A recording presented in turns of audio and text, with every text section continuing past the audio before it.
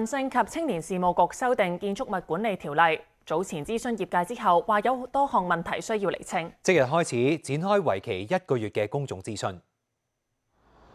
宏福苑大火揭示樓宇維修制度存在問題，民政及青年事務局早前宣布將會循5大方向再修訂建築物管理條例。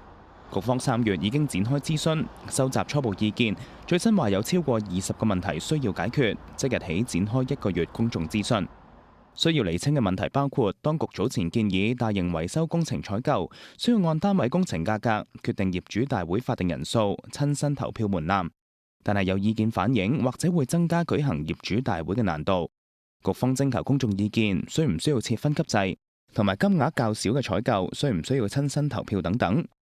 另外，委任代表文書即係授權票制度，局方原本建議設上限，如果大廈多過50個單位，每人唔可以有多過單位總數2%或者20份嘅授權票。但係有意見擔心設上限之後，或者會更難舉行業主大會。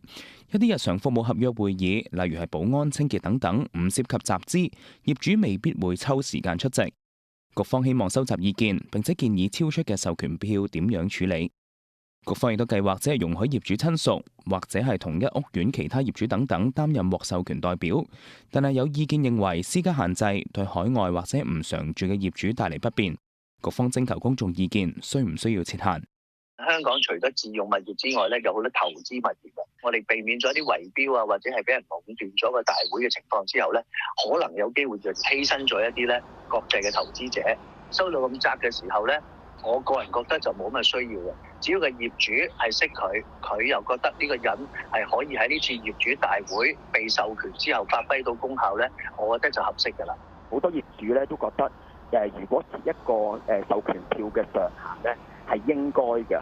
物管嘅朋友都擔心，如果嗰個上限如果設得太緊嘅話，到時會唔會影響嗰個業主大會嘅開會唔夠業權份數，而流會咧？局方嗰邊咧係可以聽翻多啲嘅意見咧，揾翻一個中間嘅平衡點咯。咁啊，不過呢個我相信都唔係一件簡單嘅事。有物管業界亦都期望局方可以先處理比較易達成共識嘅條例，其他再定期限修例。無線電視記者劉俊玉報道。